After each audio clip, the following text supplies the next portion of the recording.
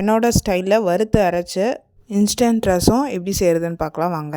இந்த ரசம் எல்லா வகையான பொரியல் வறுவல் கூட சூப்பராக இருக்கும். வாங்க எப்படி செய்கிறதுன்னு பார்க்கலாம். அதுக்கு மிக்சர் ஜாரில் ஒரு பெரிய தக்காளியை ரஃபாக சாப் பண்ணி போட்டுக்கோங்க.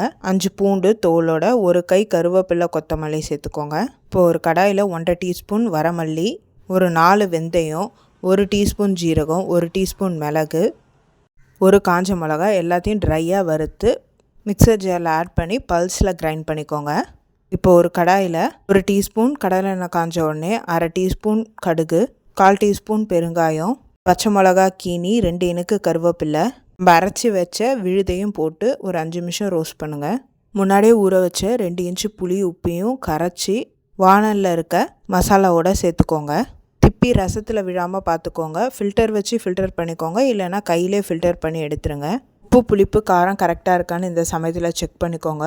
ரசம் லைட்டாக சைடில் கொதி வர ஆரம்பிக்கும் போதே ஆஃப் பண்ணிடுங்க. டேஸ்டியான இன்ஸ்டண்ட்டாக செய்யக்கூடிய ரசம் ரெடி. செஞ்சு பார்த்து எப்படி இருக்குன்னு சொல்லுங்கள். Happy cooking, healthy living.